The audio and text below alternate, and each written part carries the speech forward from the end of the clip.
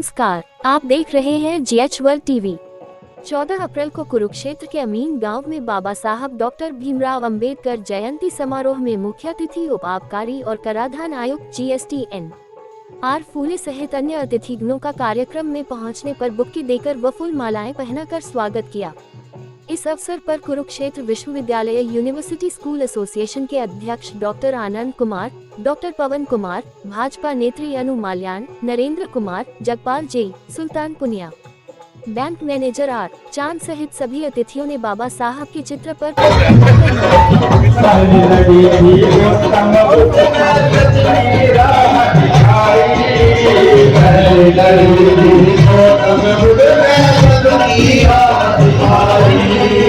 देखिए, जो मैं बोल रहा हूँ आपको समझ आ रहा है। मेरा बोलने का फायदा तब है जब आपको समझ में आएगा, ऐसे कोई फायदा नहीं। क्योंकि हमें आपको समझाना है, बताना है कि हमारे महापुरुषों ने जो लड़ाइयाँ लड़ी थी वो कौन कौन सी लड़ाइयाँ थी, ठीक है? आपको समझ में आना चाहिए। वो पहले लड़ी थी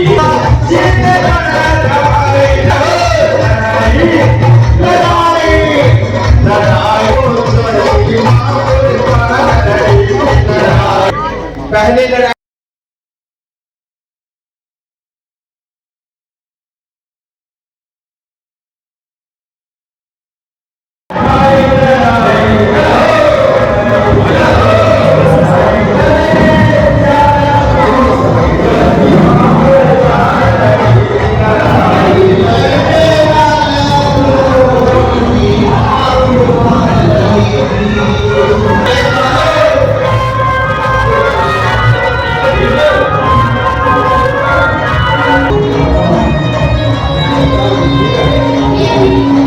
जगपाल जी व अन्य अतिथिगण स्टेज पे पहुंचते हुए आए और दीप प्रज्वलित करके पुष्प माला अर्पित करके इस प्रोग्राम की शुरुआत करें।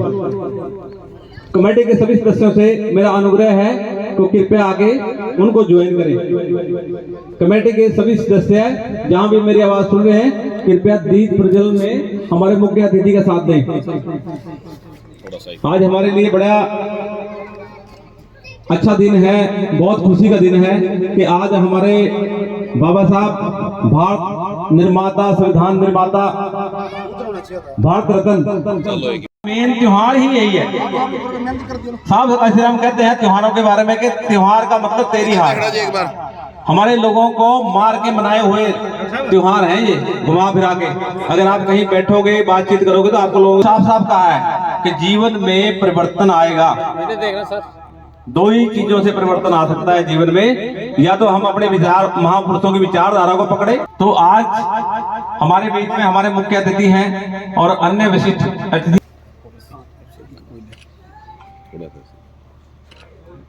सभी बच्चे मेरे साथ नारा लगाएंगे भाई, जय। पुष्प अर्पित करने के लिए एक जोरदार तैयारी मैं प्रबंधक कमेटी की तरफ से, हमारे जो थोड़ी सी देरी है, कुछ कहीं और भी प्रोग्राम थे तो उसकी वजह से देर होगी, उसके लिए माफी चाहते हैं। लेकिन आज चलो हमारे तो पहली जो है ना, जो हमारा पहला इवेंट है, हमारे मैनेजर साहब श्री वो भीम वंदना करके एक गीत के माध्यम से भीम वंदना करके आप लोगों को मतलब हौसला अफजाई करेंगे। तो आदर के चाहने वालों मतभेद दिलों से निकालो, है मुक्ति दिन हम सबका, लहराओ परचम नीला, रहो मिलकर भाई भाई, रहो मिलकर भाई भाई, इसमें है सबकी भलाई। अब कुछ तो शर्म तुम कर लो, अब तो शर्म तुम कर लो, आओ लौट के खो जाओ। बाबा ने तुम्हारी खातिर अर्पण कर दी जिंदगानी, पिया खून का उसने पानी, वो याद करो कुर्बानी। बाबा ने तुम्हारी खातिर अर्पण कर दी जिंदगानी, पिया खून का उसने पानी, वो याद करो कुर्बानी। थी मनवादियों का डेरा, हमें जातिवाद ने घेरा, दुश्वार था जीना हमारा, अंधकार था जीवन सारा। था मनवादियों का डेरा, हमें जातिवाद ने घेरा, दुश्वार था जीवन हमारा, हमें अंधकार ने घेरा। तब मन समृद्धि को जलाकर बदली वो रस्म पुरानी, किया खून था उसने पानी, वो याद करो कुर्बानी। बाबा ने तुम्हारी खातिर अर्पण कर दी जिंदगानी, पिया खून था उसने पानी, वो याद करो कुर्बानी।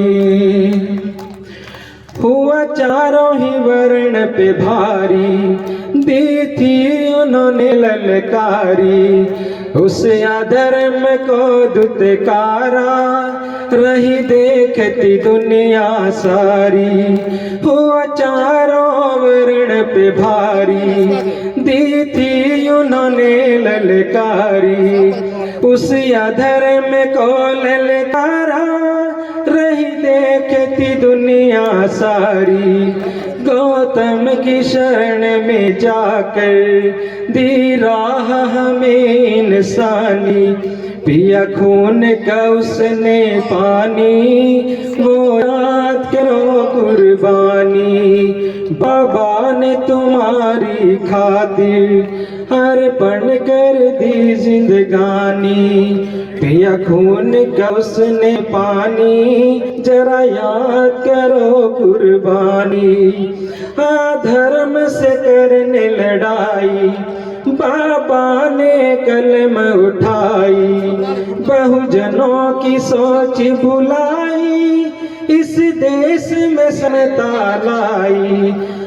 धर्म से करने लड़ाई, बाबा ने कलम उठाई, बहुजनों की सोच भलाई, इस देश में समता लाई। लड़ा कौम की खातिर अकेला था, साथ न कोई साथी, अधिकार को अपने छीना और करके दिखाई बानी, जरा याद करो कुर्बानी। बाबा ने तुम्हारी खातिर अर्पण कर दी जिंदगानी, पिया खून था उसने पानी, वो याद करो कुर्बानी, वो याद करो कुर्बानी। धन्यवाद।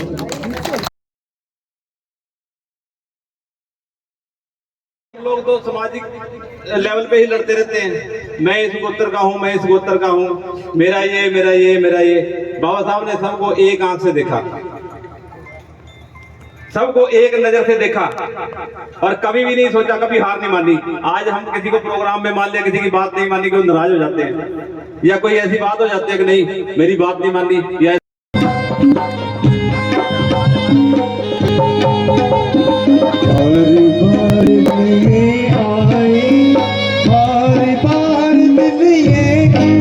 तुम जियो हो सन है birthday to you. Happy birthday to you.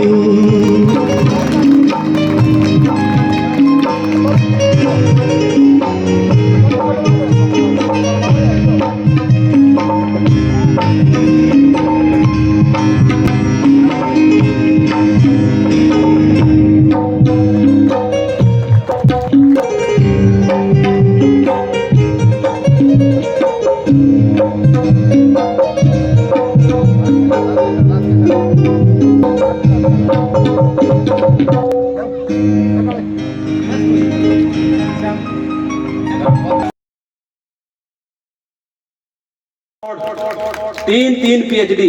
मैं खुद के बारे में नहीं बताता हूँ। बीटेक एमटेक 2 ही डिग्री है मेरे पास। मैं लंबा लेट गया तो हमारे माननीय कमिश्नर साहब मेरे को बनाने में इनका बड़ा हाथ है।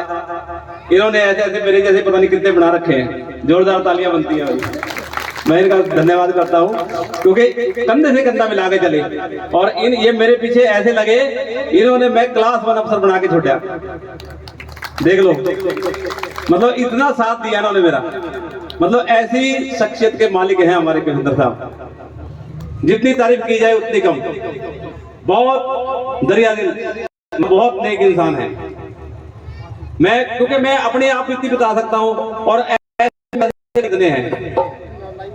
अभी एक भाई जो है अभी ALM ज्वाइन किया है हिसार से। कमिश्नर साहब हिसार से है और बिल्कुल माली हालत घर की बिल्कुल ऐसा था कि मतलब हो सकता है कि मतलब कि दुनिया छोड़ के भी जा सकते थे, लेकिन फिर भी उसका हाथ पकड़ा। ऐसा हाथ पकड़ा 3 भाइयों में से एक भाई को लगा दिया। घर पे सहारा मिल गया। अब अपने आप लगते रहेंगे। तालियां बनती है कि नहीं बनती है भाई? देखो कहते हैं ना कि वही बात एक आए यूं तो सबने दिखा है हालात समाज की। कोई शेर सूरमा बात करे समाज की, क्योंकि सभी को दिखता है ये भी है, यहाँ भी कमी है, यहाँ भी कमी है। अपने घर के काम सीधे होते, अपने घर के काम नहीं होते। लेकिन बाबा साहब ने फिर भी कहा कि आप लोग अपने आप खुद साधन संपन्न हो गए, अपने अपने बच्चों को संभाल लो। क्योंकि कोई भी परिवार है वो परिवार समाज बनाता है। एक परिवार चमकेगा, दूसरा परिवार चमकेगा, तीसरा परिवार चमकेगा, फिर उसके बाद समाज चमकेगा। और बाबा साहब ने, लोग कहते हैं कि दलितों के नेता थे, ऐसा नहीं है। संविधान बाबा साहब ने पूरे समाज के, पूरे देश के लिए लिखा। सबसे बढ़िया संविधान है हमारा। बाबा साहब ने संविधान लिखा, इतना जबरदस्त संविधान लिखा, हम हर तरह से सुरक्षित हैं संविधान की वजह से। संविधान में हमारे लिए, थोड़ी देर पहले देखा होगा आपने, पंचायत का इलेक्शन 2 साल लेट हुआ। सभी को पता है कि क्यों हुआ।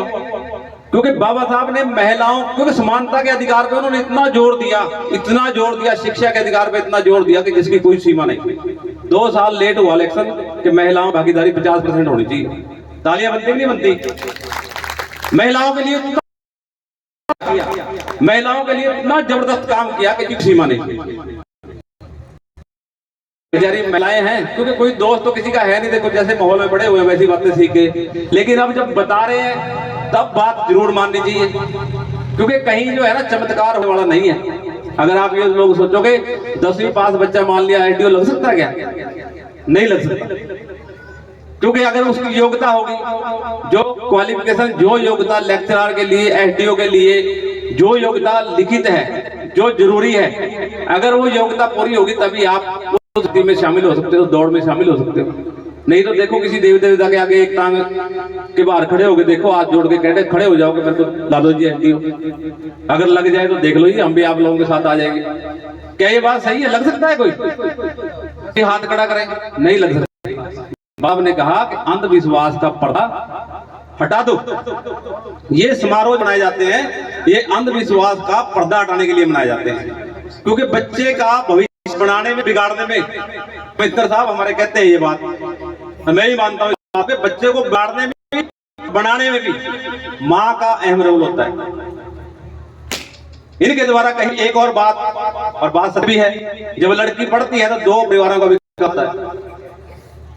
ये बात भी मानते हैं कि लड़की पढ़ती है, जब 2 परिवारों का विकास होता है, 2 परिवारों का नाम रोशन होता है, माँ का रोशन होता है।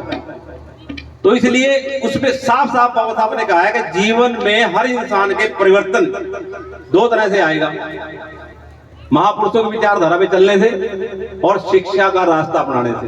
और कोई दूसरा आज हमारे यहाँ कौम के हीरे हमारे बीच विद्यमान है, बिकॉज एजुकेशन। कोई जमीन जायदाद नहीं, कोई ऐसी प्रॉपर्टी नहीं, और लोग बच्चे बहाने में ला लेते हैं, मेरी तो माँ बीमार हो गई थी, मेरे तो फादर साहब एक्सपायर हो गए थे, मैं इसलिए पढ़ाई नहीं पाया। क्यों भाई? बाबा साहब ने सारे रास्ते तो खोले, लड़कियों के लिए फ्री एजुकेशन, और दूसरे समाज जैसे सभी उंगली पकड़ने के लिए तैयार है, कोई आ जाए सामने भाई।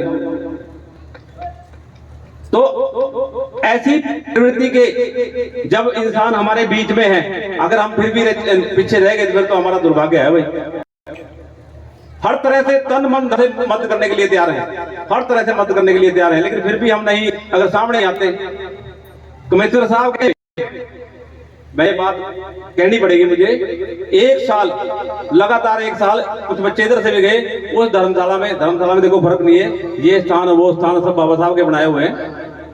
एक साल लगातार फ्री एजुकेशन दी, हम फ्री एजुकेशन दी, लेकिन समाज का सपोर्ट नहीं मिला या कोई गलतियां हुई या किन्हीं कारणों से थोड़ा उसको ब्रेक देना पड़ा। और उसके बाद लोग थोड़े जागरूक भी हुए, तो मेरी भी ज्वाइनिंग हो गई, क्योंकि मेरे पीछे भी हाथ धोके पड़े हुए थे कमिश्नर साहब हमारे कि जब तक कामयाब नहीं होते छोड़ूंगा नहीं। छोड़ा हुआ तो अभी भी, क्योंकि इन्होंने हमारे जीवन को सही दिशा देने का काम किया। भाई मेरे लिए तालियां बजाओ, क्योंकि बहुत बड़ा काम इन्होंने किया। आप कमिश्नर साहब के लिए तालियां बजाओ। तो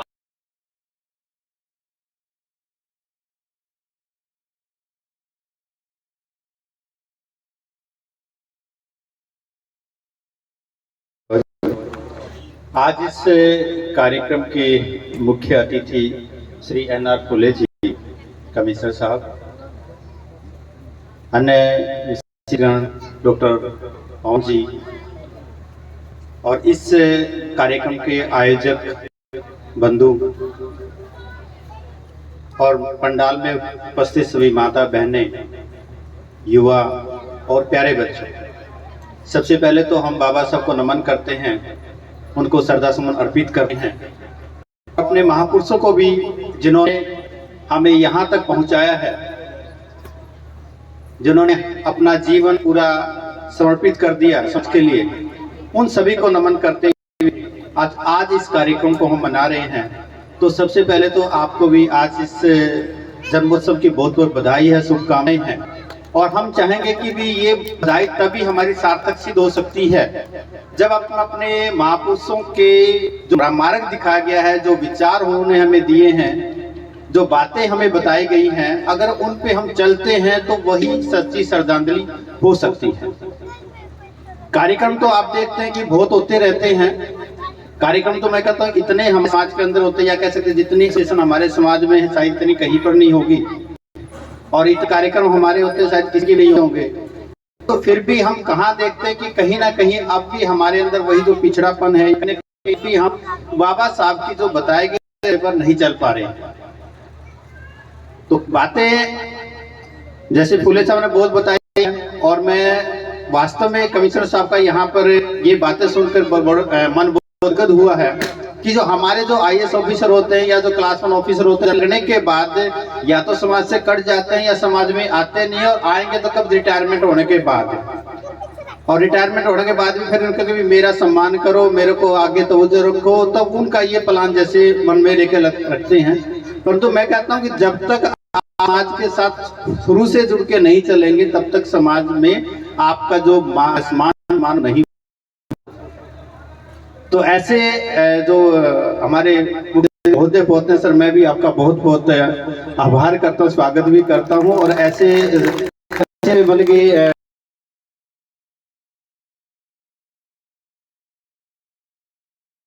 यहाँ इन बातों को आज तक भी हम प्रॉपर्ली समझ नहीं पाए। हमारा मतलब कि शिक्षा लेने का मतलब सिर्फ आप पढ़ाई कर ली है, 10वीं पास कर ली है, BA कर ली है, आप PhD कर गए, इसका मतलब शिक्षा का मतलब ये नहीं है। शिक्षा मतलब ये कि भी आप लोग आप अच्छे को अच्छा कैसे समझ सकते हैं, गलत को गलत कह सकते हैं और आप एक दूसरे की भावना को समझ करके आप कैसे एक दूसरे की मदद कर सकते हैं, वो है वास्तव में शिक्षा का मकसद है।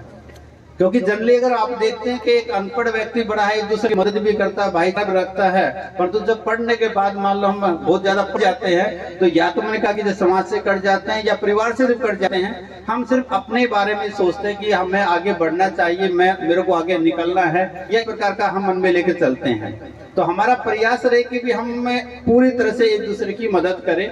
और उसके बाद संगठन की बात है कि भी जब हम मैं कहा कि संगठन हमारे बने हुए हैं, संगठन तो कैसे कह सकते, हर एक संगठन अपने आप को हम कहते हैं कि मैं बेस्ट काम कर सकता हूँ या मैं बेस्ट हूँ, तो हमारा ये मकसद नहीं होना चाहिए। हमने संगठन का मतलब सारे संगठन जितने बड़े बने हुए हैं, हमारा प्रयास ये रहे कि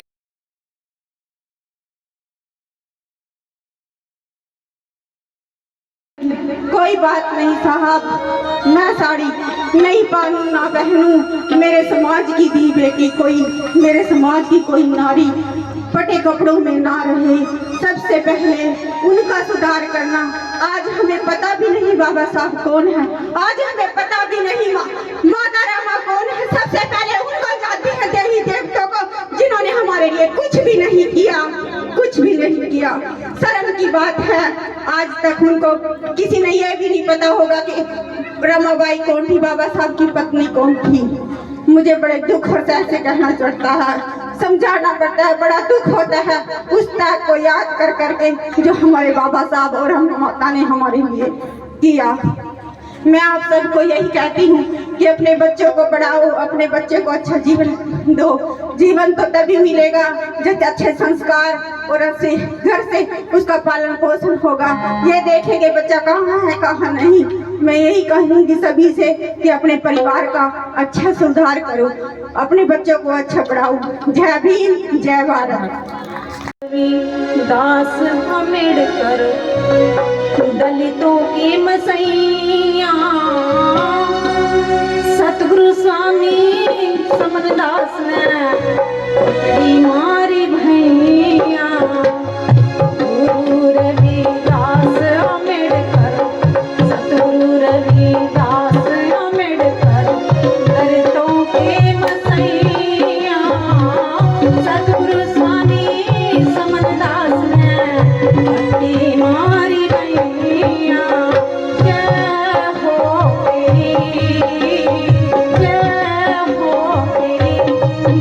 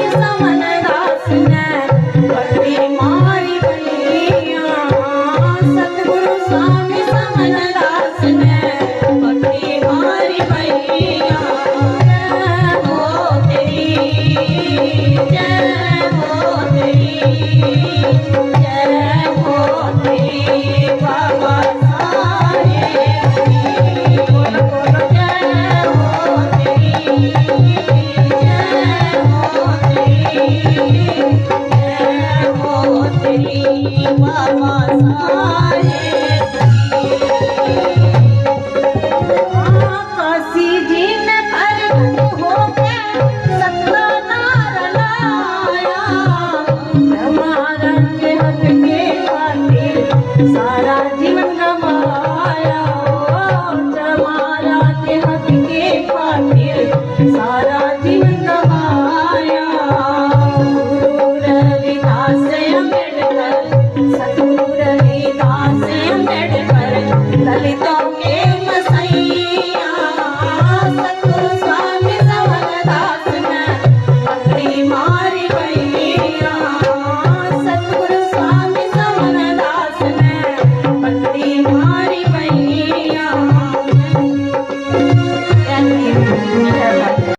भारत रत्न बाबा भीमराव अम्बेडकर जी के 134वीं जन्मदिवस के अवसर पर आज अमीन गांव में इतना अच्छा जन्मदिन का जो त्यौहार के रूप में हम ये मना रहे हैं, आप सभी का दिल की गहराइयों से धन्यवाद करती हूँ। हमारे मंच पर आसीन मुख्य अतिथि CNR फूले जी, डॉक्टर पवन जी और मेरे साथ आई सुमन जी, महिपाल फूले जी और समस्त जितने स्टेज पर मेरे भाई बैठे हैं, आप सभी का दिल की गहराइयों से धन्यवाद करती हूँ, स्वागत करती हूँ। मेरी मातृशक्ति इतनी अच्छे तादाद पर जो बैठी हैं, बहुत अच्छी, एक मेरी 2 बहनों ने अच्छा संगीत गाया बाबा साहिब को याद करके, मुझे बहुत अच्छा लगा। और सबसे बड़ी बात, दिल को छूने वाला, जो दिल को छू रहा था कि हमारे बाबा साहिब के ऊपर इतना अच्छा संगीत जो गाया, मैं बहन जी का दिल की गहराइयों से धन्यवाद करती हूँ। और बाबा साहिब के लिए जितने व्याख्यान किए जाएं उतने कम हैं। मुझे तो 2 शब्दों के लिए कहा गया था, लेकिन मैं फिर भी इतना कहना चाहूंगी, बाबा साहिब ने महिलाओं के विकास के लिए, दलित पिछड़े मजदूर व किसान के लिए, नारी शक्ति उत्थान के लिए अनेक कार्य किए।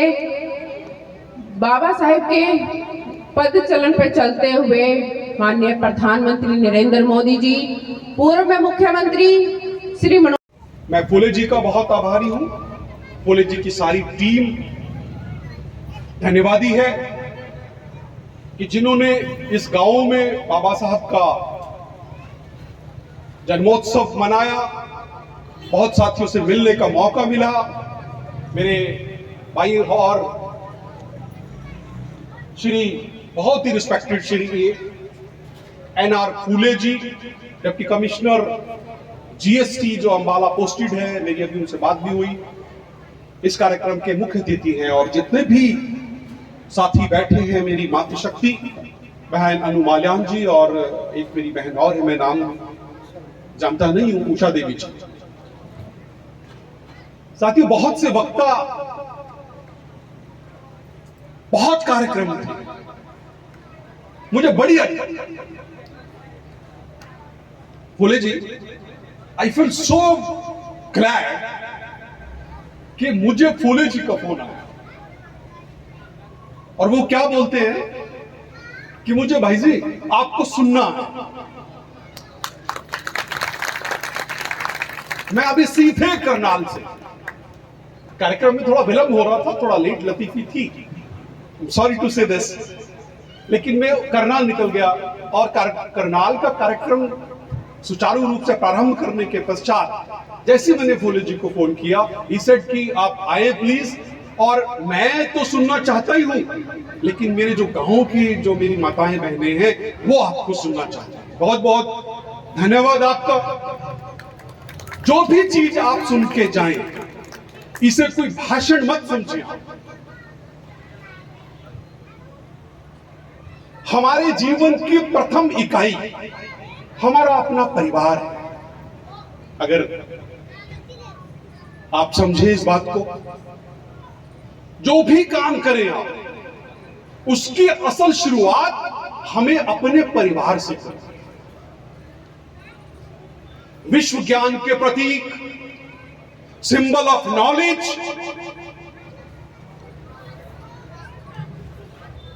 बाबा साहब डॉक्टर भीमराव अंबेडकर जी के 134वें प्रकाश उत्सव, मैं इसे प्रकाश उत्सव कहूंगा, ये जन्मोत्सव नहीं है। जन्म तो आम इंसान का होता है, वो आम इंसान नहीं थे,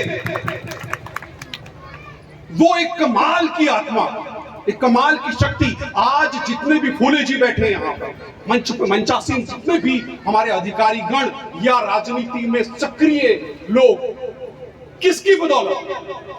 मात्र एक नाम, बाबा साहेब डॉक्टर भीमराव अंबेडकर। शुरुआत हम अपने घर से करें।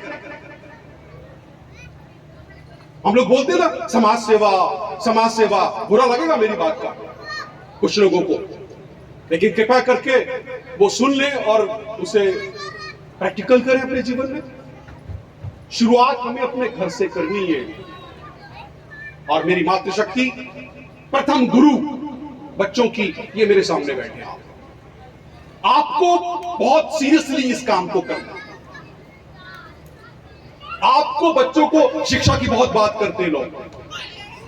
बाबा साहब का प्रथम मंत्र भी यही है कि शिक्षित बनो। शिक्षित फूले साहब बने तो आज डिप्टी कमिश्नर है, और भी जितने लोग यहां हैं, जितने भी एजुकेट हुए ना, दे आर। हमें अपने बच्चों को खूब शिक्षित करना है। आज मैं बता दूं आपको, 1922 में बाबा साहब डॉक्टर भीमराव अंबेडकर इंग्लैंड में पढ़ाई करने गए। 1922 में। अभी क्या है गुड़िया? अभी कौन सा सन? 2024। कितने वर्ष पहले गए थे? बता सकता है कोई? 102 वर्ष पहले। आज से 102 वर्ष पहले क्या किया? सेंट ग्रे कॉलेज में बैचलर ऑफ लॉ पढ़ने बाबा साहब 1922 में लंदन गए। और आपको बड़ा अच्छा लगेगा ये सुन के, आप उसे प्रेरणा लें उस बात से। हम लोग देख रहे थे, हम सोच रहे थे, तो बोले जी मेरा अपना बेटा, उसका नाम रखा कुशाग्र। 100 साल के बाद 2022 में वो सेम कॉलेज, सेम डिग्री पढ़ने गए। उसको 2 साल कंप्लीट हो गए, 3 ईयर का डिग्री। बाबा साहब गए, हमें उदाहरण दिया बाबा साहब। हमें उनके पदचिन्हों पर चलना है, उनके दिखाए मार्ग को अनुसरण करना है। तो मुझे शिक्षा कहां से आई? बाबा साहब से आई। कि जब बाबा साहब लंदन पढ़ने गए हैं तो हमें भी बच्चों को बाहर भेजना है, इधर भी पढ़ाना है, कोई प्रॉब्लम नहीं है, पढ़ना है। बाबा साहब के गुरु थे, आपका पीछे वो लगाते हैं फूले साहब, महात्मा ज्योतिबा फूले बाबा साहब के गुरु थे। क्या किया महात्मा ज्योतिबा फूले जी ने? मेरी बहन ये ध्यान देंगे, भारत की प्रथम शिक्षिका कौन कहलाई? महात्मा ज्योतिबा फूले जी की धर्मपत्नी, मेरी मां, आपकी सबकी मां, मां सावित्रीबाई फूले जी। शुरू कहां से किया काम? अपने घर से। बड़ी बड़ी बातें नहीं करनी, छोटी छोटी बातें करनी है। छोटी छोटी बातें करनी, छोटी छोटी बातें बड़ी होती है। छोटी बात क्या करनी? आप अपने पीछे देखें, आप अपने घर में देखें, और एक बच्ची को पढ़ा दें, एक बच्चे को पढ़ा दें, वो बड़ा हो जाएगा, इतना विशाल रूप ले लेगा कि दुनिया देखेगी जैसे बाबा साहब को देखते हैं। ये पुंज हैं, सूर्य हैं। बोलते हैं ना अमेरिका के राष्ट्रपति कि अगर कहीं अमेरिका में बाबा साहब पैदा हुए होते तो हम क्या करते इनका? हम इनको इतना सम्मान दे देते। ये सूर्य है। लेकिन हमें भी बाबा साहब को अभी अच्छे से फॉलो नहीं किया। इतनी डिग्री लेने के बाद उन्होंने जो संघर्ष करोड़ों हमारे अनुसूचित जाति, जनजाति और बैकवर्ड क्लास के लिए किया है, वो एक विरला व्यक्ति ही कर सकता है, जो बाबा साहब। बाबा साहब ने ज्योतिबा फूले जी का जो मैंने जिक्र किया, उन्होंने अपनी पत्नी को पढ़ाया और देश की प्रथम शिक्षिका कहलाई मां सावित्रीबाई फूले। आपका भाई, आपका बच्चा, आपका साथी, उदाहरण आपके सामने। मैंने अपनी पत्नी को इसलिए बता रहा हूं कि आप इससे प्रेरित हो, आप इसे प्रेरणा लें। बाबा साहब से हमने थॉट लिया और बच्चा लंदन पढ़ता है, उन्हीं के पक्ष में। ज्योतिबा फूले जी से क्या थॉट लिया कि जैसे ज्योतिबा फूले जी ने अपनी पत्नी को पढ़ा लिखाकर प्रथम शिक्षिका कहलाया, ऐसे ही मैंने ज्योतिबा फूले जी का अनुसरण कर लिया, समर्पित किया और मैंने अपनी पत्नी को, मेरी जो धर्म पत्नी है डॉक्टर ललिता रानी है, आप उनसे कभी भी मिल सकते हैं कृषि विज्ञान केंद्र में। Right now she is an associate professor. तो ये शिक्षा कहां से मिली? महात्मा ज्योतिबा फूले। 9 साल के बाद पढ़ाई स्टार्ट की। Can you believe? After 9 year मेरी शादी हुई। She was simply BSc. 1 minute लग जाएगा, पर जरूरी है आपके लिए सुनना। बीएससी 5 साल अपने घर और 5 साल मेरे यहां। मैं सिर्फ उसका टेम्परामेंट, उसका बुखार देख रहा था कि वो पढ़ाई वाला बुखार। बोलते तो हैं शिक्षित शिक्षित शिक्षित शिक्षित हो जाओ, लेकिन शिक्षित कहने से नहीं, शिक्षित आपके जुनून से आएगा। शिक्षा आपके जुनून से आएगी, वो जुनून जगाना पड़ेगा। फिर बोल रहा हूं, प्रथम इकाई आपका परिवार है। आप वहां पर उसका एग्जाम्पल क्रिएट करें। आपका मोहल्ला, गली, देश, विश्व सब देखेगा जैसे बाबा साहब को देख रहा है। 9 साल के बाद पढ़ाई प्रारंभ की और कैसे कैसे दिक्कतें आई, जैसे बाबा साहब के 4 लाल न्यौछावर कर दिए हमारे अधिकारों के लिए। बड़ी दिक्कतें आएगी, परेशानियां आएगी। आम व्यक्ति को ये परेशानियां नहीं आती। हमने इन परेशानियों से दो हाथ करने हैं और अपने रास्ते को सुदृढ़ बनाना है, आसान बनाना है, लगे रहना है। Because life is a challenge for the wise. जिंदगी चैलेंज है किनके लिए? जो इसको चैलेंज स्वीकार करेगा।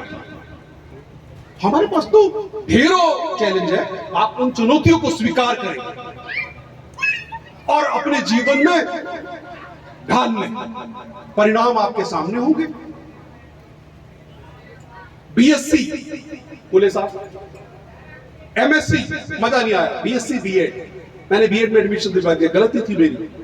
2 साल खराब हुए, बीएससी के बाद बीएड। लो, जब बीएससी बीएड हो गया तो मेरे मन में नहीं, मजा नहीं आ रहा।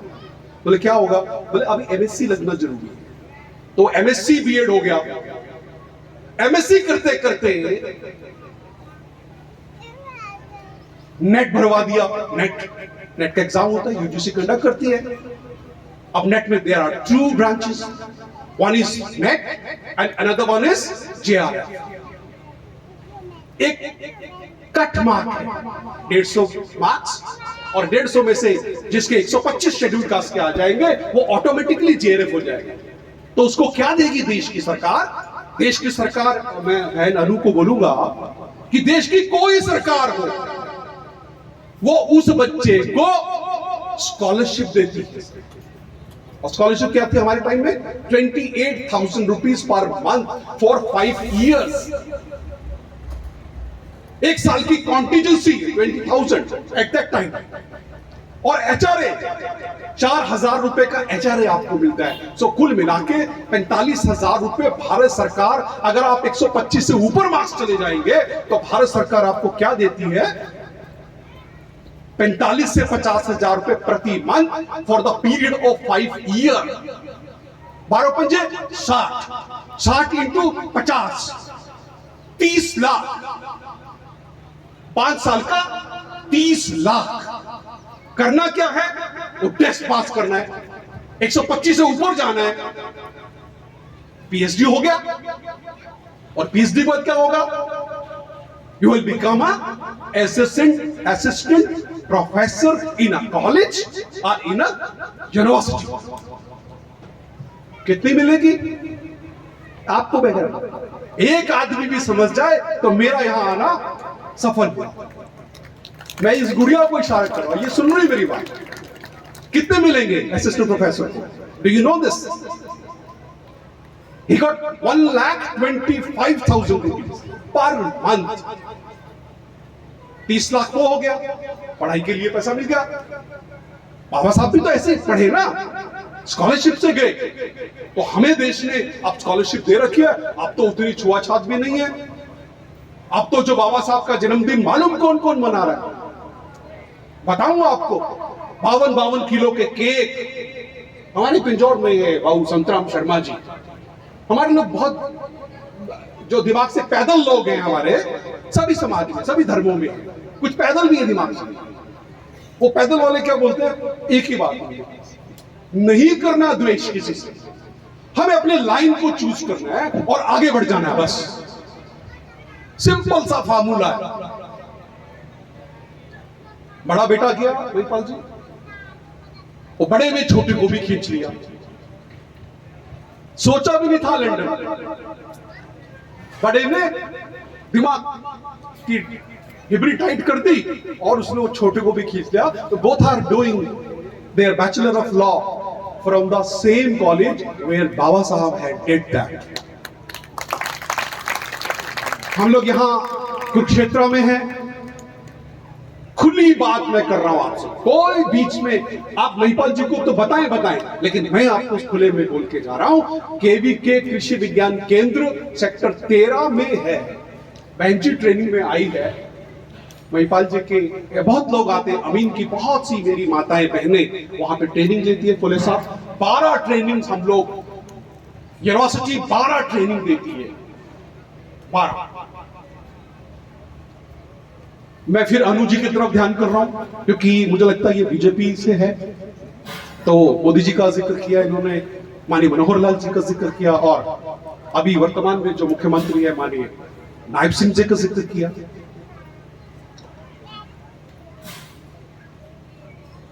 12 ट्रेनिंग। मोदी जी क्या बोलते हैं? यशस्वी प्रधानमंत्री देश के क्या बोलते हैं? स्वरोजगार, सेल्फ एम्प्लॉयमेंट होना है, आत्मनिर्भर बनना है और स्वावलंबी बनना है। हम दूसरों पर आश्रित नहीं रहना है। सभी लोग स्टडी करके जॉब नहीं ले पाएंगे, आज के हालात ऐसे। हमें क्या करना है? उसके इन द मीनवाइल, उसके साथ साथ हमें बिजनेस भी करना है। So many stories we had created here from the last couple of 2.5 months. 2 year and a half month, 2 साल में ऐसी ऐसी स्टोरीज है। अगर मैं आपको बताऊंगा, अनु जी को बताऊंगा, तो माननीय प्रधानमंत्री जी, हमारी बच्ची जो ट्रेनिंग कर रही है, उसको हमने भेज दिया यहाँ ब्रह्म सरोवर पे। He got first prize, state पे चली गई, सेकंड प्राइज। फर्स्ट वाली स्टेट में जो गई वो गई नहीं नेशनल लेवल पर, तो वो बच्ची चली गई चंद्रभानपुर की, सुमन। उसने वो लड्डू बनाए, किसके? मिलेट्स। माननीय मोदी जी ने क्या किया? Millets 2024 is the year of millets. मोटा अनाज जो गायब हो गया हमारी थालियों से, बड़ा ताकतवर है, सस्ता भी है, हमने गायब कर दिया। तो मोदी जी ने क्या किया? उन अनाजों को हमारी थाली में दोबारा आए, हम ताकतवर बने, और तभी तो हम दो हाथ कर पाएंगे, किसी से अच्छे से पढ़ पाएंगे, खाना भी जरूरी है। तो वो लड़की ने फर्स्ट प्राइज जीता है, आपके कुरुक्षेत्र की पहली बच्ची चंद्रभानपुर की सुमन, हमारी टीम की। कई लोगों ने बिजनेस स्टैब्लिश कर दिया। अन्नपूर्णा आप देखते हैं, पंचायत भवन के बाजू में एक कैंटीन है, किसान रत्न मिला है। पहली बार जिला कुरुक्षेत्र को किसान रत्न अवार्ड चौधरी चरण सिंह हरियाणा एग्रीकल्चर यूनिवर्सिटी से प्राप्त हुआ है। डाडलू गांव शाहबाद में है, Harbir Singh is his good name is Harbir Singh, किसान रतन। आपके अमीन की बेटी, भूल गया मैं, आपके अभिमन्युपुर की बेटी है सुनीता। सुनीता को जानते हैं कोई? आपके इधर की बेटी है वो? अच्छा यहाँ नहीं, अच्छा चलो मुझे मालूम नहीं है, वो बहू है। चलिए, तो उस मेरी बहन को अवार्ड मिला है, सेल्फ हेल्प ग्रुप बनाती है वो, जुड़े हैं। आपको मैं खुला न्योता दे रहा हूं, मेरी बहनों को, भाई भी सुने, कोई प्रॉब्लम नहीं है, खुला न्योता है। 12 ट्रेनिंग होती है, उस 12 ट्रेनिंग को कर आप स्वयं रोजगार हो जाएंगे। आपको किसी के ऊपर डिपेंड नहीं रहना है कि भैया हस्बैंड हमें देगा तो हम आगे काम चलाएंगे, बिल्कुल नहीं चलाएंगे। आप खुले में आए। कटरिंग टेलरिंग की वहां पर ट्रेनिंग्स है, बी कीपिंग की ट्रेनिंग है, मशरूम की ट्रेनिंग, 12 ट्रेनिंग्स आर देयर। और मैं मिसेस फुले को यही स्टेज से कह रहा हूं कि बहन जी, मुझे यहां आकर कहना पड़ रहा है और लोगों में अभी मालूम नहीं है, तो कृपया करके महिपाल जी आप भी थोड़ा सा इन लोगों में जागरूकता कमी है, हमारे लोगों में जागरूकता की कमी है। सरकार की बहुत पॉलिसीज है, फॉरेन पढ़ने जाना है, बहुत लोग मैंने देखा कुरुक्षेत्र के फॉरेन जाने में बड़ा इंटरेस्ट है, फ्री में। फुले साहब लंदन जाने के लिए लाखों रुपए यहां लोग लेते हैं, कुरुक्षेत्र में लाखों लोग, फ्री ऑफ कॉस्ट। अब फिर अनु जी बोलेंगे भाई यार पार्टी मेरी और ये मोदी जी के गुणगान करने लगे व्यक्ति, मालूम ही नहीं है, बीजेपी की पार्टी को भी नहीं पता। खुले में बोल रहा हूं यहां, बीजेपी के कार्यकर्ता और नेताओं को भी मालूम नहीं कि उनकी क्या क्या पॉलिसीज हैं। अब एक पॉलिसी मैं आपको बताता हूं, 2022 में थोड़ा टाइम लग गया फुले जी, 2022 में यूनाइटेड किंगडम के प्रधानमंत्री, मोस्ट रिस्पेक्टेड, हमारे देश के, हमारे मूल के हैं, रिस्पेक्टेड ऋषि सुनक जी के बीच और माननीय मोदी जी के बीच एक एग्रीमेंट हुआ। एग्रीमेंट क्या था? डायलॉग करना है, यूथ का डायलॉग करना है। क्या? यूके के लोग उधर जाएंगे और यूके के लोग इधर आएंगे, यूथ। शर्त क्या है उसकी? अनुजी अपनी पार्टी में थोड़ा सा प्रचार करें इस बात, नोट कर ले कागज पे मेरी बात।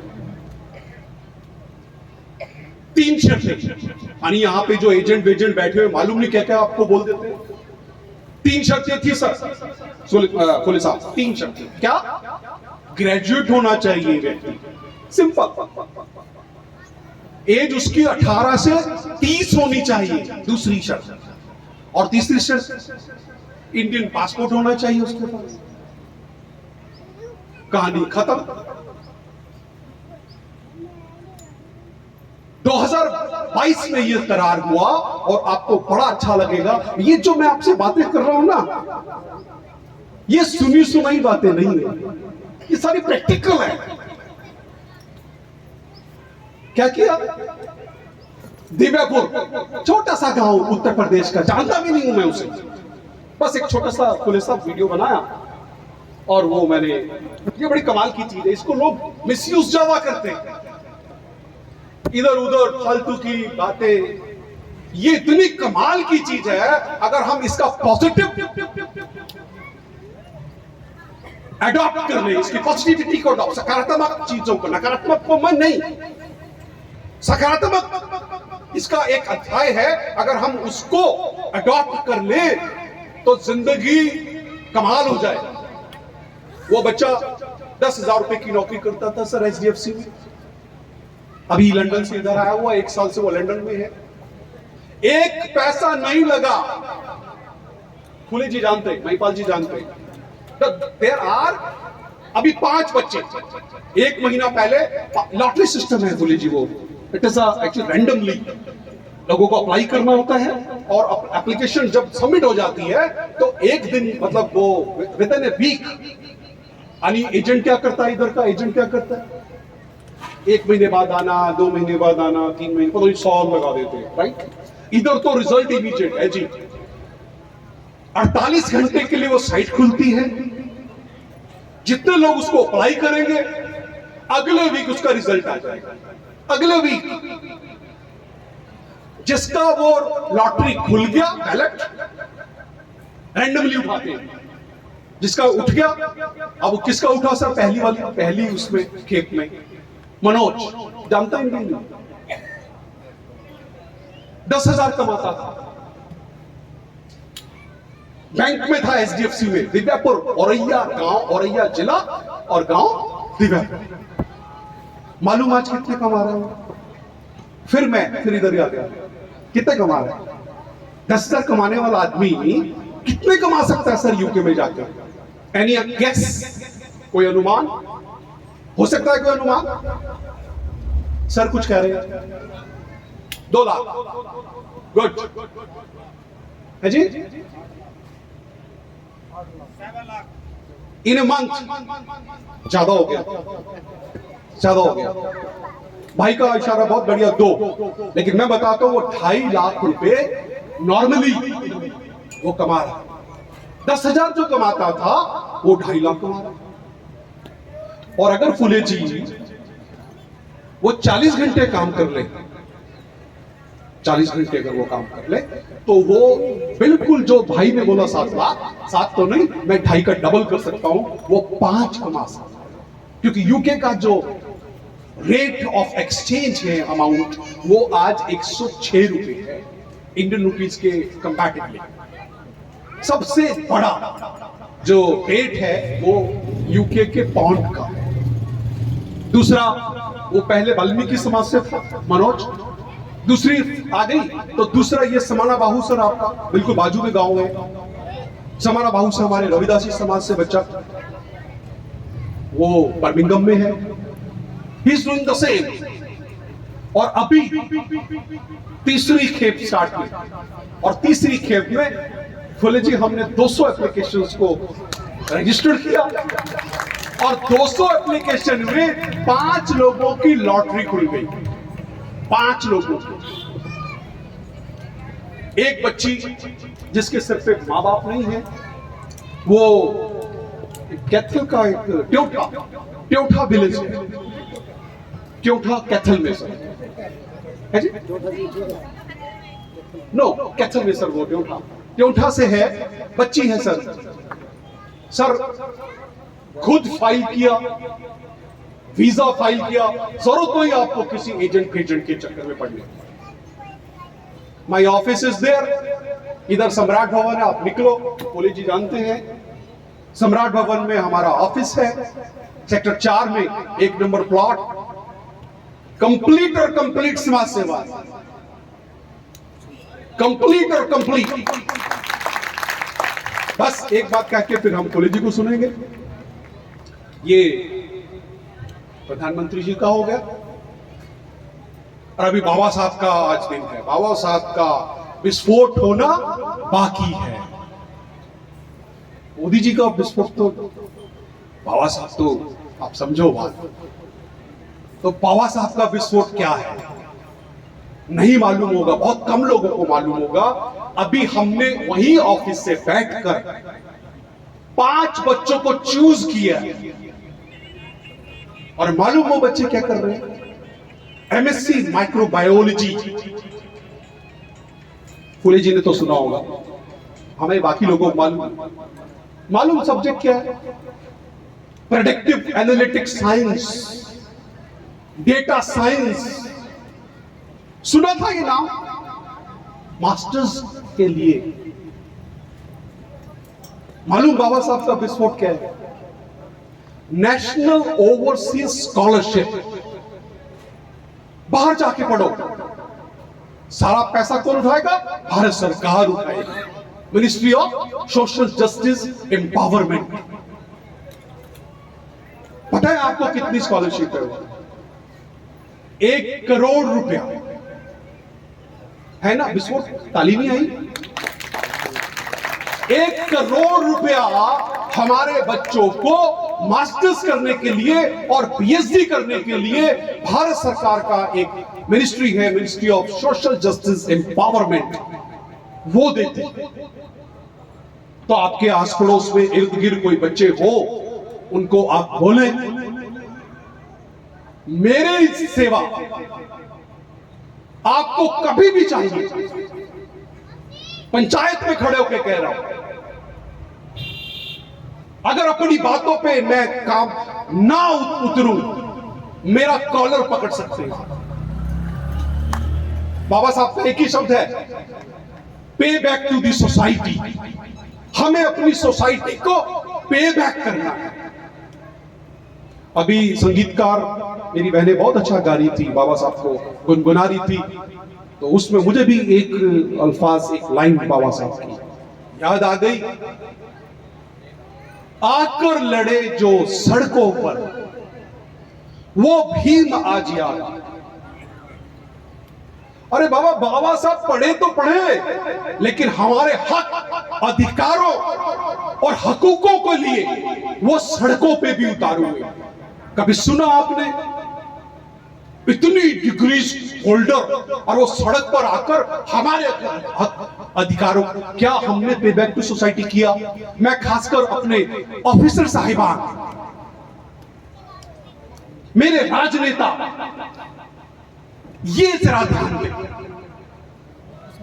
तो ये स्कॉलरशिप है। मैं अपनी बात को यही विराम दूंगा। बहुत बहुत आपका धन्यवाद, आपने मुझे सुना।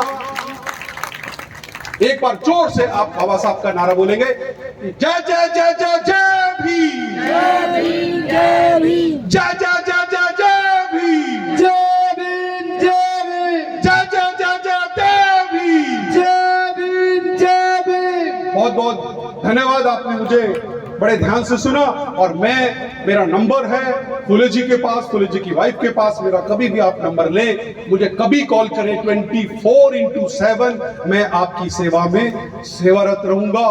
बहुत बहुत धन्यवाद। इस आयोजन समिति का फिर एक बार फिर जोरदार स्वागत। भाई ने स्टेज संभाला, माफी के साथ चाह रहा हूं, मैंने थोड़ा सा 2 मिनट ज्यादा ले लिया, क्योंकि मैं थोड़ा सा भावुक हूं और समाज बहुत कम काम कर रहा है। मुझे गुस्सा आता है और फिर गुस्सा फिर इस तरीके से निकलता है। इस मेरे गुस्से का आप लाभ ले लें, मैं आपका बहुत धन्यवादी रहूंगा। Thank you very much. Second position आगे है तनिषा सनोप श्री महिपाल। तनिषा उठे बच्चा। अगले वाला है बच्चा महक सनोप श्री राजेश कुमार, नेशनल प्लेयर। जोरदार तालियां बच्चे के लिए। वॉलीबॉल। शुभम सनोप श्री मुकेश कुमार, 10th में 83%। बहुत जोरदार तालियां, बहुत बहुत बढ़िया। डॉक्टर ऑफ श्री काकाराम,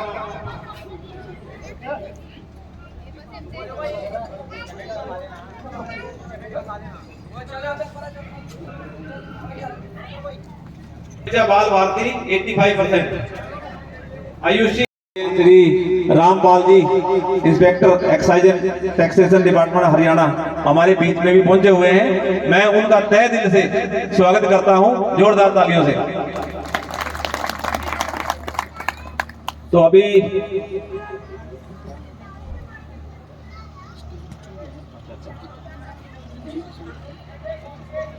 तो नाम बोलेंगे ना, एक एक बच्चा स्टेज पे आता रहे और अपनी सम्मान। सारी प्रबंधक कमेटी को मैं अनुग्रह करूंगा कि स्टेज पे आए और इनका साथ दें। प्रबंधक कमेटी। अगला बच्चा हर्षिता हो गया, अंशिका।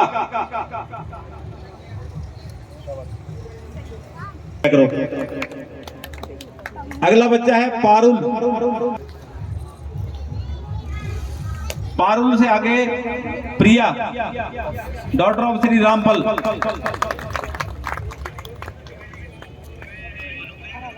जल्दी जल्दी चलते रहे बच्चे। अगला बच्चा है Ginni, daughter of Shri Rampal. Ginni, daughter of Shri Rampal. Next बच्चा है महक।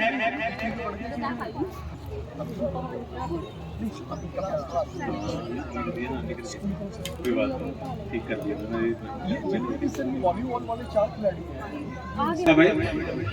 83% 10th। Sarita, daughter of. जोरदार तालियां। नेशनल प्लेयर स्पोर्ट्स में, जोरदार तालियां। मुस्कान नेशनल प्लेयर स्पोर्ट में अच्छा कीर्तिमान है बच्चों का, बहुत बड़ी बात है हमारे लिए।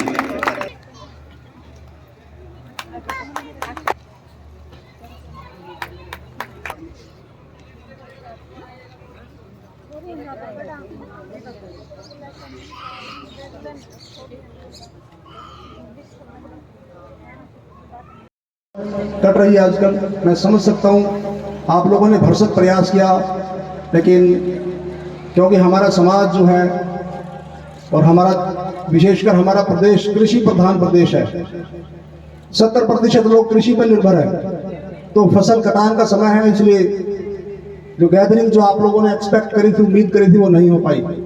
एनीवे, आपकी भावनाओं को मैं सैल्यूट करता हूँ। आप बाबा साहब के विचारों को समाज में जन जन तक पहुंचाना चाहते हैं, इसके लिए आप लोग बधाई के एवं धन्यवाद के पात्र हैं। दोस्तों, मेरे से पूर्व वक्ताओं ने बहुत अच्छी अच्छी बातें कही हैं। बाबा साहब का जो जीवन है पूरा संघर्षमय था। अगर उनके ऊपर पूरे 24 घंटे भी व्याख्यान दिया जाए वो भी कम पड़ जाएगा। इस प्रकार के आयोजनों में हमें उनकी शिक्षाओं को अपने जीवन में कैसे आत्मसात करना है, ये देखना है। बाबा साहब डॉक्टर भीमराव अंबेडकर, आप सबको पता है, वो ज्ञान के प्रतीक हैं। भारत रत्न की उपाधि उनको मिली है, उपाधि। भारत के संविधान के रचयिता हैं और संविधान ऐसा बनाया कि जो गैर बराबरी थी उसको खत्म कर दिया। जैसे मेरे पूर्व वक्ताओं ने कहा, मैडम निर्मला ने कहा, संत श्री गुरु रविदास जी का एक सपना था कि ऐसा चाहूं राज में जहां मिले सबन को अन्न, छोट बड़ो सब सम बसे, रविदास रहे प्रसन्न। यानी कि मैं ऐसा राज्य चाहता हूं, ऐसा देश, ऐसा स्थान, ऐसा शहर जहां पर सब छोटे बड़ा, कोई भी छोटा बड़ा ना हो, सब बराबर हो, सबको खाने पीने को मिले। तो गुरु रविदास जी की जितने भी शब्द थे, अगर आप में उसको ट्रांसलेट करने के लिए बैठे तो संविधान में कहीं ना कहीं उनको हर जगह पर स्थान दिया गया है। सबसे पहला जो बाबा साहब का नारा था, शिक्षित बनो। दूसरा था संगठित रहो और तीसरा था संघर्ष करो। शिक्षा एक ऐसी चीज है जिससे हमारे सिर्फ व्यक्तिगत नहीं, सामाजिक और देश के भी तरक्की के रास्ते खुलते हैं। बाबा साहब ने कहा था, शिक्षा शेरनी का वो दूध है जिसे जो पिएगा वो दहाड़ेगा। दहाड़ने का क्या मतलब है? इसका कुछ लोग गलत भी मतलब निकालते हैं। दहाड़ने का मतलब हमने लड़ाई झगड़े नहीं करने। दहाड़ने का ये मतलब है, जैसे ये बच्चे अभी सम्मानित होकर गए यहाँ पे, ये अपने अपने क्षेत्र में जहां भी जाएंगे दहाड़ेंगे। कैसे दहाड़ेंगे? जो टॉपर होता है, जो जिस भी फील्ड में जाए, चाहे टीचिंग लाइन में जाए या डॉक्टर बने, इंजीनियर बने, अधिकारी बने, वो अपनी काबिलियत से अपनी बात रख सकता है। दहाड़ने का ये मतलब है, समाज में उसकी पूंछ होती है। हमारे सामने मेरे प्रेरणा स्रोत बड़े भाई साहब श्री ईश्वर सिंह जी, जिनके घर के पास ही हम बैठे हुए हैं, वो मेरे प्रेरणा स्रोत हैं। मेरी इच्छा थी कि ये मंच उनके साथ साझा करूं, लेकिन आप लोगों को पता है कि चुनाव का समय है और वो देश भर ईमानदार अधिकारी, ड्यूटी के प्रति समर्पित, बहुत सारे सामाजिक जो कमिटमेंट्स हैं उनको नहीं निभा पाते, लेकिन उनकी भावनाएं, जैसे मेरे को प्रबंधक कमेटी के द्वारा बताया गया, इस प्रोग्राम ही नहीं, समाज का कोई भी प्रोग्राम हो उसके साथ जुड़े हुए हैं। अगर वो आज होते तो मैं उनका आशीर्वाद लेता। तो ये दहाड़ने का मतलब ये है, आप भाई ईश्वर सिंह जी को देख सकते हैं, ऐसे कितने उदाहरण हैं जिन बच्चों को सम्मानित किया है। कल ये इनमें से भी बहुत सारे बच्चे दहाड़ेंगे, ये दहाड़ना होता है। हमें जैसे पहले वक्ताओं ने बताया, जो ये आडंबर है, मैं कोई राजनीतिक शब्द नहीं प्रयोग करता, जो आडंबर है यहाँ पे, उनसे दूर रहते हुए कई लोग सिर्फ जय भीम तक सीमित हैं। जय भीम हमें ऊर्जा दे सकता है, ताकत देता है, हमें इसको एकता की दृष्टि से देखना चाहिए। जय भीम का मतलब ये नहीं है कि हम किसी को डराने की कोशिश करें। कोई किसी भी धर्म को, किसी भी पंथ को मानता हो, हमें बाबा साहब ने ऐसा संविधान दिया है कि सबकी कदर करनी चाहिए, चाहे कोई धर्म हो, कोई पंथ हो, कोई समुदाय हो, कोई जात हो, इन सब से ऊपर उठकर अगर हम इस प्रकार की चीजों में पड़े रहेंगे तो हम तरक्की नहीं कर सकते। तो बाबा साहब का पहला नारा था शिक्षित बनो। शिक्षा के प्रति उनका जो जुनून था, बहुत लोग आप में से वाकिफ होंगे, वो 24 घंटे में से 21 घंटे पढ़ते थे।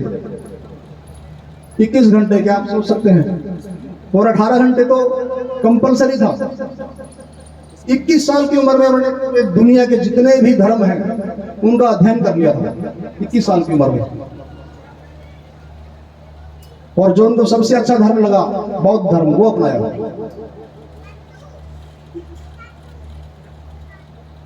वो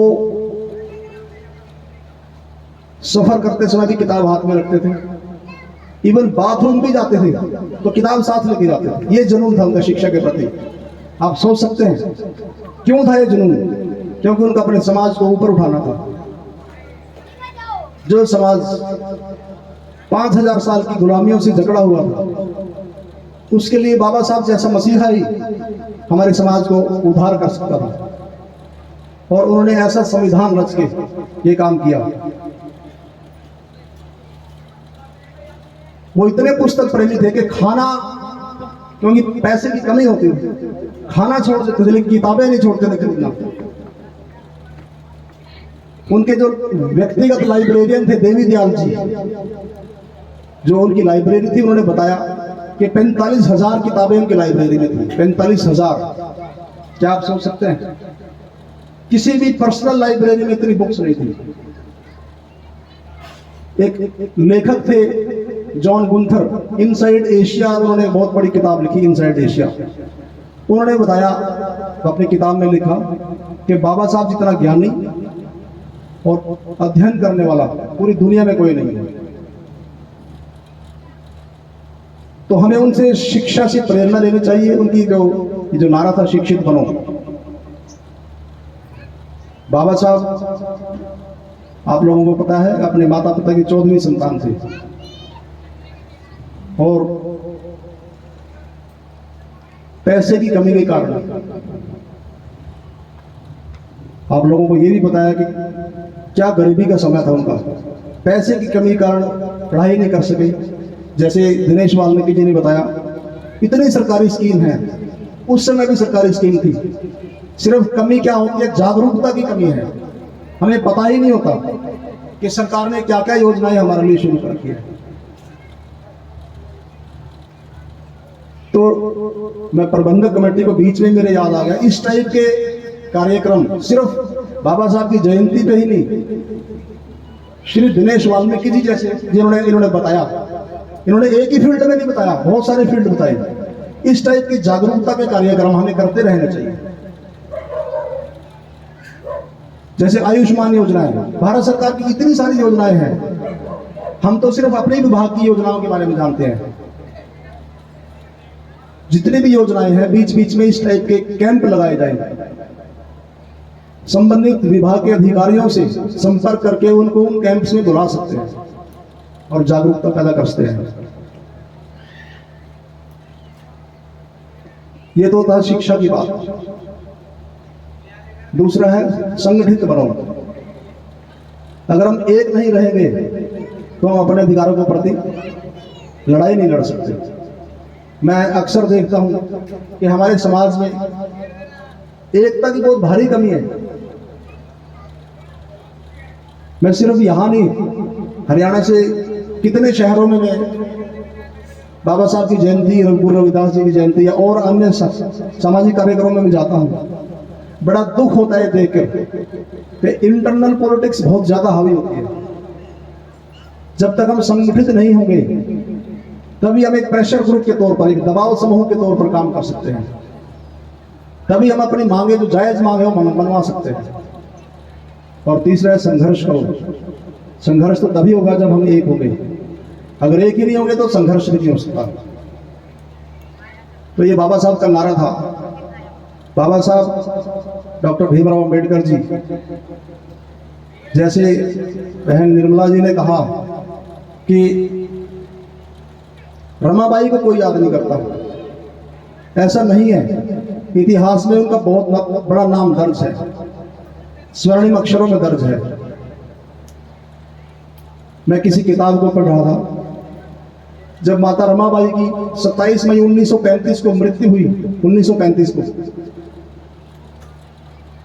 बाबा साहब उससे पहले अपने 4 बच्चे समाज के लिए कुर्बान कर चुके थे। 4 बच्चे, जिनमें एक बेटी थी हिंदू और 3 बेटे थे। तो इतने दुखी वो कभी भी नहीं हुए बाबा साहब जितने अपनी पत्नी की मृत्यु में हुए। वो 7 दिन तक अपने कमरे से बाहर नहीं निकले, उनसे कोई मिलने में नहीं जा सकता था, इतने दुखी थे। 8वें दिन जब वो बाहर निकले तो सफेद वस्त्र धारण में थे और बाल मुंडन करवा रखा था। तो बाहर उनके चाहने वालों की, उनके अनुयायियों की भीड़ थी। जब वो बाहर निकल के आए, उनको लगा कि बाबा साहब ने तो शायद संन्यास ग्रहण कर लिया। वो डर गए और बहुत सारे उनके गले चिपक गए, जोर से चीखे, बाबा साहब, बाबा साहब। और उनको मनाया कि आप संन्यास के रास्ते पर ना चले, आपने पूरे समाज का उद्धार करना है। तो ऐसा लगाव था माता रमाबाई से। माता रमाबाई ने अपने समाज के लिए जो त्याग किया, उसका दूसरी जगह कोई उदाहरण नहीं मिल सकता। आत्मसम्मान से जिया, जितने दिन जी आत्मसम्मान से जी। बीच में एक बात अधूरी रह गई थी कि पैसे की कितनी कमी थी, आप अंदाजा नहीं लगा सकते। उनको प्रॉपर खुराक नहीं मिल सकती थी। खुराक ना मिलने के कारण बच्चे उनके कमजोर पैदा हुए, कोई 6 महीने का, कोई 1.5 साल का। ऐसी अवस्थाओं में उनकी मृत्यु हुई। और दिन रात पढ़ने की वजह से, समाज के प्रति चिंता की वजह से बाबा साहब को शुगर, ब्लड प्रेशर, आर्थराइटिस, न जाने कितनी बीमारियां थी। लेकिन उनका एक ही सपना था कि मेरे को अपने समाज को आगे लेके जाना है। जब उनका बेटा मृत्युशैया पर था, उधर इंग्लैंड में गोलमेज कॉन्फ्रेंस निर्धारित थी, हमारे समाज के लोगों के अधिकारों के लिए लड़ने के लिए इंग्लैंड जाना था उनको। ना तो इलाज के लिए पैसे थे और ना ही खाने पीने की उनके लिए भी कमी थी। तो ऐसे मरता छोड़कर इंग्लैंड गए थे और उनको जाते ही वहां पे संदेश प्राप्त हुआ कि बेटे की मृत्यु हो गई है। कफन तक के लिए पैसे नहीं थे। माता रमाबाई ने अपनी साड़ी का पल्लू फाड़कर उससे अंतिम संस्कार किया। इतनी कहानियां हैं कि हम फूट फूट कर रो सकते हैं। जिन लोगों ने बाबा साहब को पढ़ा है, मैं गारंटी से कह सकता हूं, बगैर आंखों में आंसू लिए रह नहीं सकता। लेकिन हमारे समाज की कमी क्या है कि पढ़ते नहीं है। बाबा साहब खाना छोड़ देते थे लेकिन किताबें नहीं छोड़ते थे। उस जमाने में 200 रुपए तक की किताबें उन्होंने खरीद दी, 200 रुपए तक की। जब वो इंग्लैंड पढ़ने गए थे और जब वापिस आए वहां से, ऐसा ऐसा समय भी था कि 3 समय में से एक ही समय खाना खाते थे, और जो पैसे बचते थे उनकी किताबें खरीदते थे। इंग्लैंड के कार्यकाल में उन्होंने करीब 5000 किताबें खरीदी, और जब वापस आई समुद्री जहाज के रास्ते बंबई जब लौटे तो 32 बक्सों में किताबें भर दी थी। और आप लोगों को जानकर बड़ा दुख भी हुआ, और जिन लोगों को पता है उनको पता ही है कि उस समुद्री जहाज के डूबने की खबर आई, और लोगों को लगा कि कहीं बाबा साहब ना डूब गए, तो बड़े चिंतित हुए। लेकिन जब बंबई वो पहुंचे तब सबको खुशी का ठिकाना नहीं रहा। लेकिन आप सोच के देखो, जो पैसे उन्होंने खाने के लिए इस्तेमाल नहीं किए, किताबों के लिए इस्तेमाल किए, वो किताबें अपनी जान से प्यारी किताबें थी 5000, वो डूब गई। वो किस लिए? वो दुनिया की सबसे अच्छी पढ़ाई करके अपने समाज का भला करना चाहते थे। आज हमारे समाज में बाबा साहब के दिए हुए संविधान की बदौलत आज हम इस कुर्सी पर बैठे हैं, चीफ गेस्ट बना दिया मेरे को। मैं हमेशा सुझाव देता हूँ कि हम समाज में कभी चीफ गेस्ट नहीं हो सकते। हम सामाजिक आदमी हैं, सामाजिक कार्यकर्ता हैं। मुझे चीफ गेस्ट बनने का कोई शौक नहीं। हम तो बाबा साहब के एक अंश के बराबर भी नहीं है। सरोवा साहब ने मेरी कुछ समाज के लिए जिम्मेदारियों के बारे में बताया। मैं किसी तारीफ का भूखा नहीं हूं। जितनी मेरी शक्ति है उतना मैं समाज के प्रति अपना योगदान देता हूं, यथाशक्ति यथा समय। और सिर्फ मैं ही नहीं, कितने सारे लोग, इंडिविजुअल और कितनी संस्थाएं इस काम में लगी हुई हैं।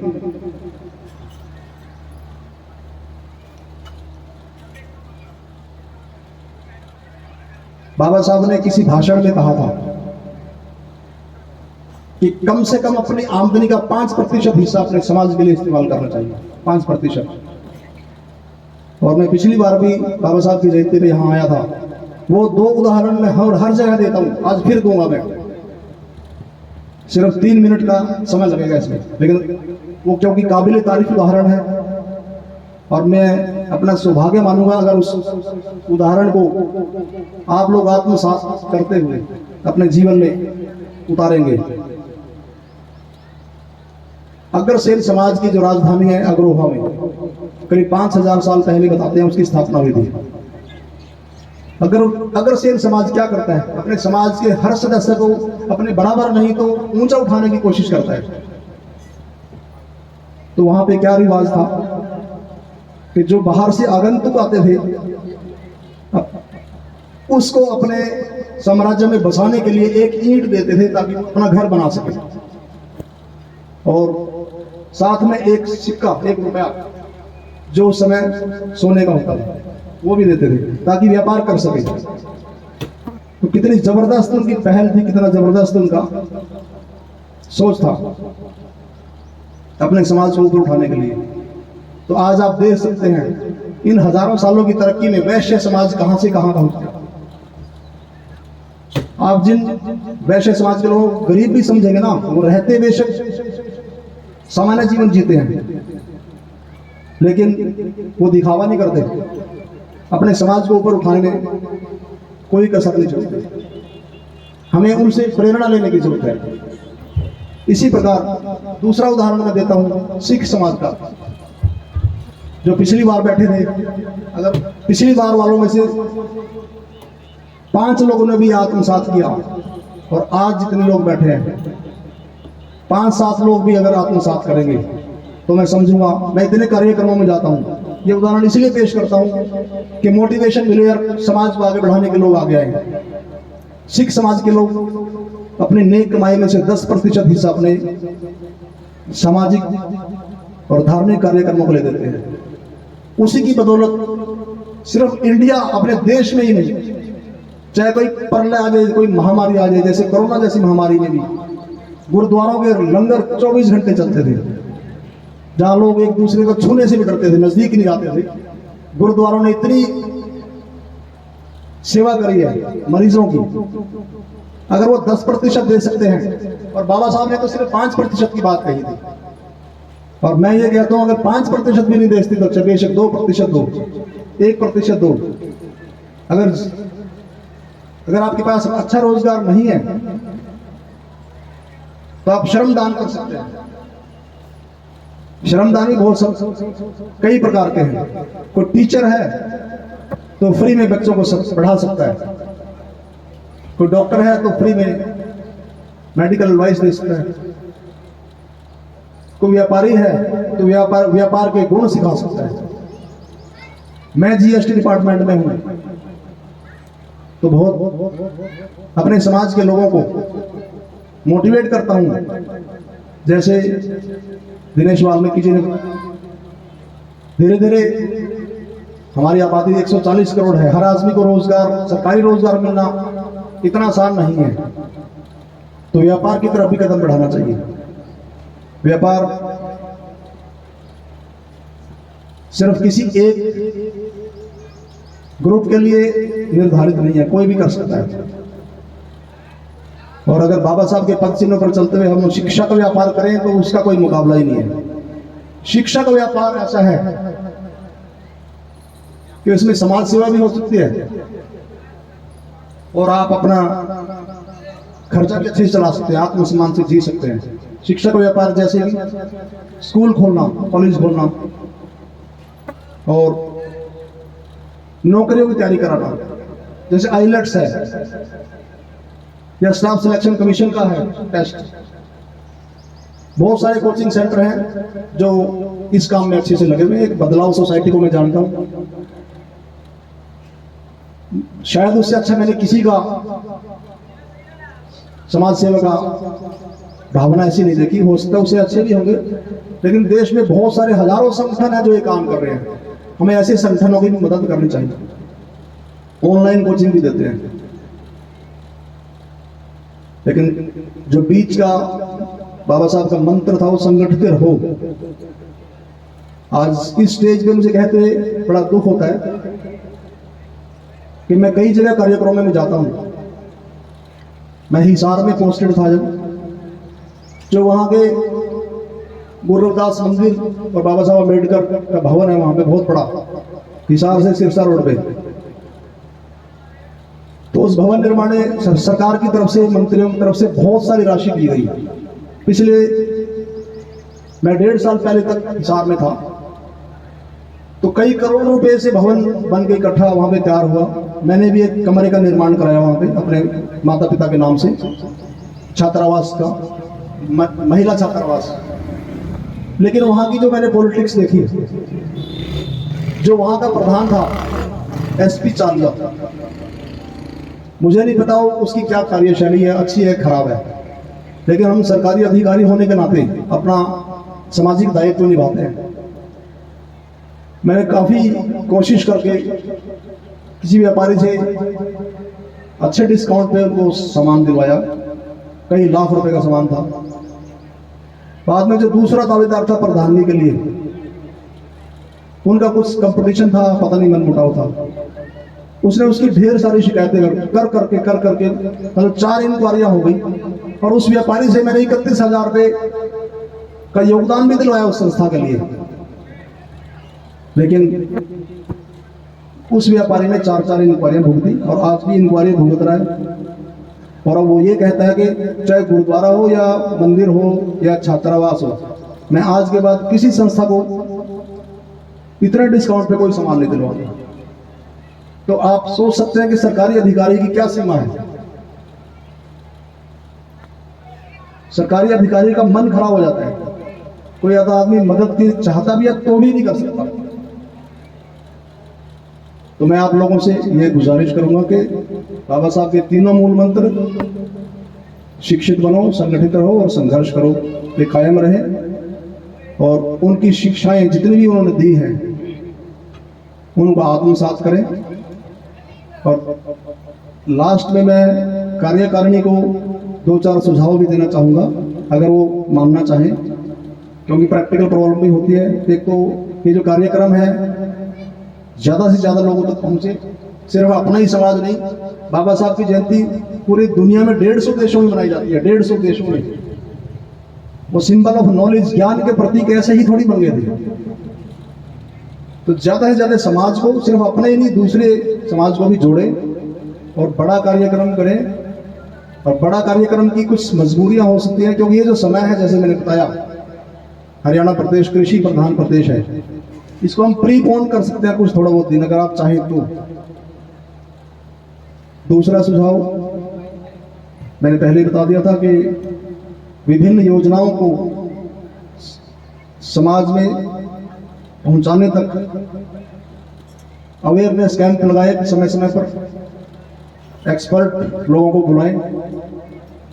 तीसरा सुझाव, मेरा भी सपना है, जैसे मांगेराम सरोवा जी ने बताया, कि मैं चाहता हूं कि हर घर से एक नहीं कई कई बच्चे नौकरी लगें। उसके लिए मैं दिन रात मेहनत करता हूं। लेकिन मैंने आपको शायद पिछली बार भी बताया था कि मैं राजनीति से बहुत दूर रहता हूं, उसमें बहुत सारी अड़चनें आती हैं।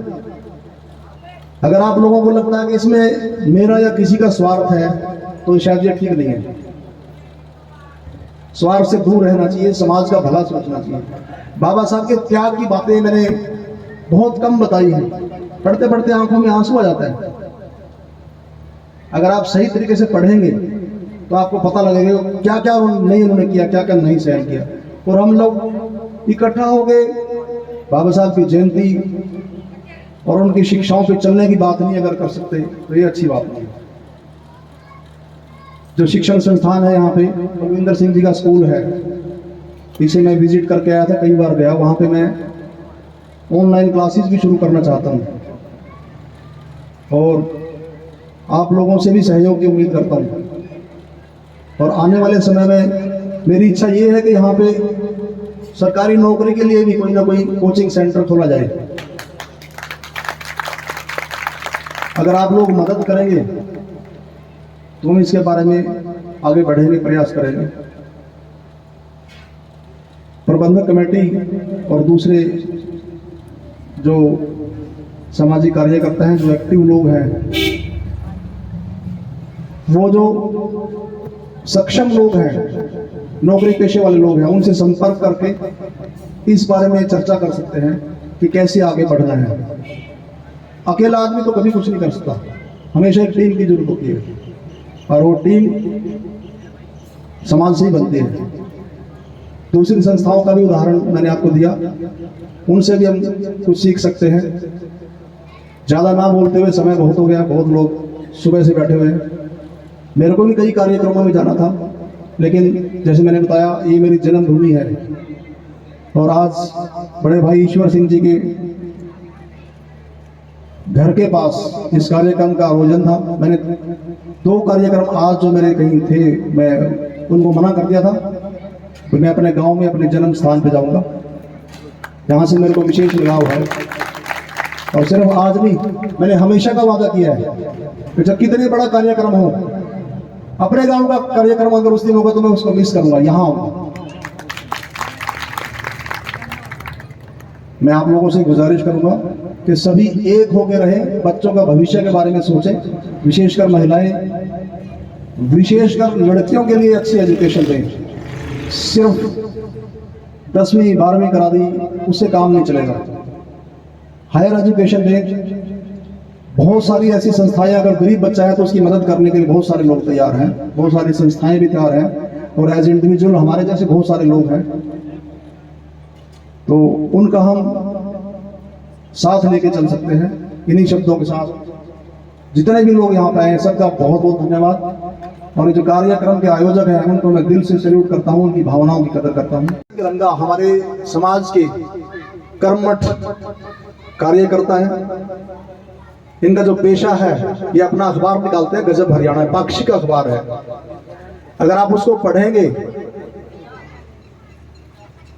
बच्चों के लिए बड़ी अच्छी मोरल एजुकेशन, समसामयिकी, जो करंट अफेयर्स है और सामाजिक मुद्दे, वो विशेषकर उसको तरजीह देते हैं। और आप देखो आज 14 अप्रैल को इतने बड़े बड़े कार्यक्रम ये आमंत्रित थे, लेकिन हमारे गांव से इनका जो लगाव है, आज इस कार्यक्रम में इन्होंने इस कवर करने की कोशिश की।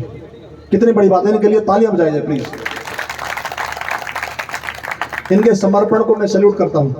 ये बाबा साहब के सच्चे भक्त हैं, सच्चे अनुयायी हैं, उनकी शिक्षाओं पर चलने वाले हैं। सरवा साहब ने बताया था इनकी लड़कियां हैं, बड़ी काबिल लड़कियां हैं।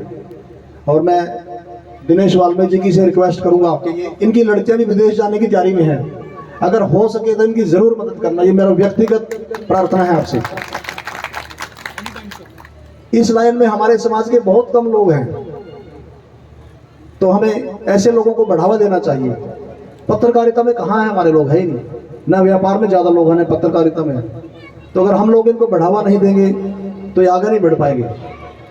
अपने समाज के किसी भी वर्ग के लिए, किसी भी कार्य जो करते हैं उनका हमें समर्थन करना चाहिए।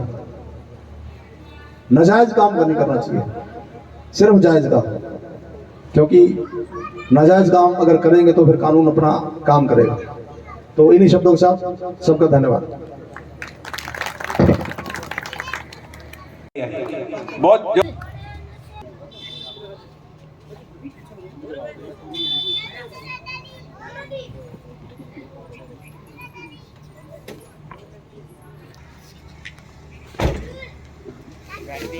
सम्मानित करेंगे, जोरदार तालियां। बहुत एनर्जेटिक इंसान है हमारे आदरणीय दिनेश वाल्मीकि जी, बहुत अच्छी बातें इन्होंने बताई। आगे हमारे डॉक्टर पवन जी।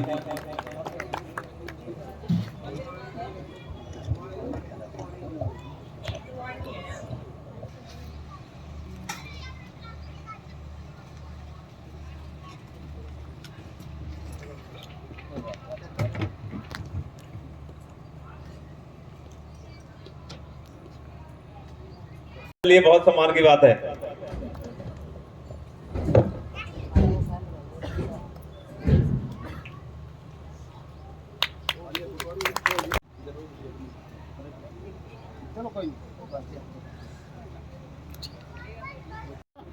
पैसे दे दीजिए इन्होंने।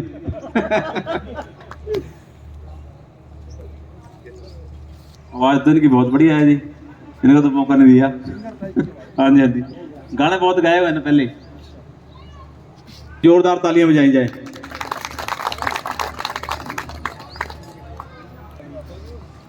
जोरदार तालियां। बहुत ही बढ़िया, बहुत ही सुख दुख के साथी, बहुत ही मतलब समाज सेवी। और अपना सम्मान ग्रहण करें रजत जी। बहुत जोर लगाया भाई रजत ने, जोरदार तालियां। बहुत अच्छा गुणगान किया बाबा साहब की महिमा का। मैं जोर के बोल रहा हूं, आप तक मेरी आवाज पहुंच गई होगी। उनको लेके जा सकते हैं आप। हर तरह की प्रतिमाएं बाबा साहब की इनके पास मिलती हैं। और ये बच्चा जिस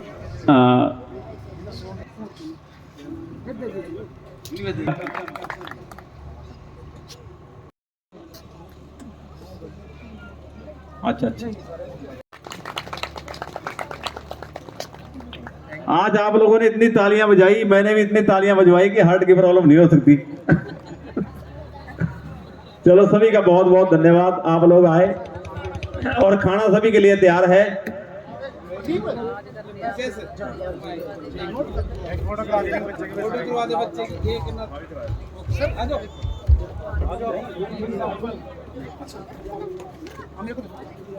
सारे ग्रुप में पढ़ी बच्चे भी आने और भाई सारे आ जाओ, सारे मेरे बच्चे ने बुला लो पूरा बेटे नीचे और हमारे मामा जी हैं सुल्तान बुनिया, 1000 रुपए उनके नाम से। जोरदार तालियां।